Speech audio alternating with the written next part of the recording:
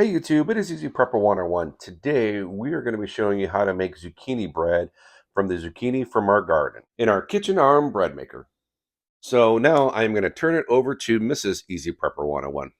Hello, this is Mrs. Easy Prepper 101, and I'm going to be showing you all of the ingredients and what we're going to be doing to make the zucchini bread. Okay, so the first thing we're going to do is add our wet ingredients. So we have a third of a cup of vegetable oil.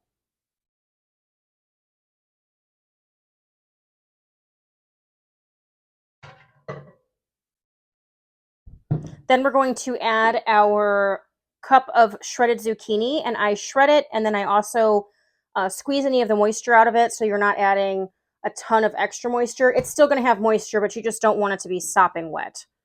And you want it to be a packed cup of zucchini. Then we're going to use 2 large eggs. And when I do the 2 large eggs, I like to pre-beat them.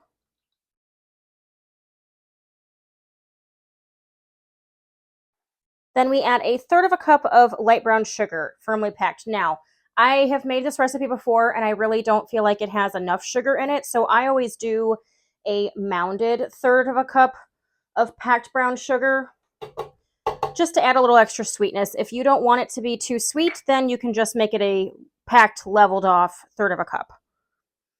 Then I mixed all of my dry ingredients in here. So we have 3 tablespoons of granulated sugar, 3 teaspoons of ground cinnamon, a quarter teaspoon of ground allspice, 3/4 of a teaspoon of salt, half a teaspoon of baking soda, and half a teaspoon of baking powder.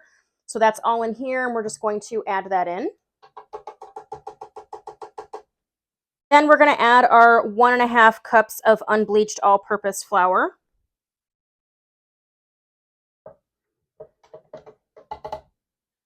And we're going to close this up. Now we're going to add chocolate chips to ours. You also could add walnuts. We won't add those in until you get to the spot where the machine tells you to add. So we're going to put this on menu number 22, which is cake. And this makes a 1.5 pound loaf. Takes about 1 hour and 49 minutes. So we're just going to hit start, and that's going to start kneading. And then I do like to go through in a little bit before it goes into the second knead phase and take a rubber spatula and just scrape down the sides to make sure everything gets incorporated. Okay, so it just beeped after the first mix. I like to go in with a spatula and really scrape the sides down and make sure you're getting all the way to the bottom so that you know that everything is incorporated. You don't want to pull your loaf out and find that you have a big clump of flour or something on the bottom. And then at this point too, we will also add either your walnuts or your chocolate chips. I already made a loaf with walnuts today, so this one's going to be chocolate chips. Either one is a 1/4 of a cup.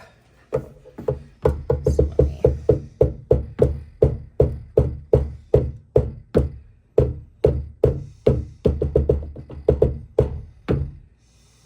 tap that off.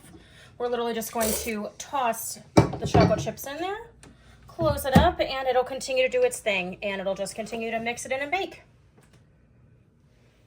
Okay, the timer just went off, and we are going to take this out. You want to make sure you use pot holders because this whole inside is going to be hot. And then we're going to let this sit and cool for just a couple minutes, and then we will flop it out. All right, it's been a couple minutes, so all I'm going to do is just flip this upside down on my cooling rack. It came out nice and easy. This one still had the paddle in it, so I'll just have to take the tool to get it out. All right, so all we're going to do is pull this out. Be careful, it is hot. My hands are pretty good with heat.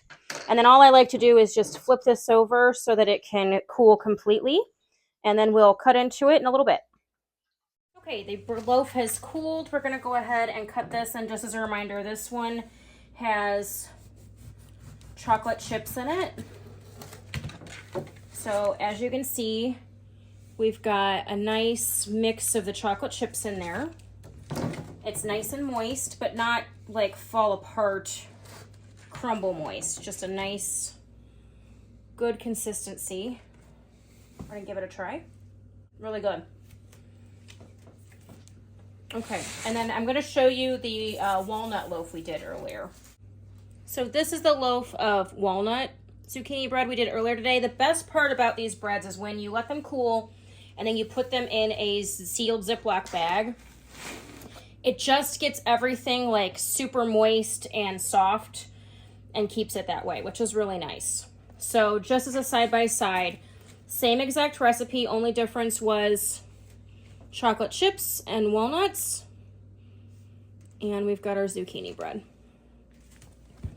Super yummy, very, very simple, and an easy way to get rid of some of the zucchini that you may have an abundance of from your garden.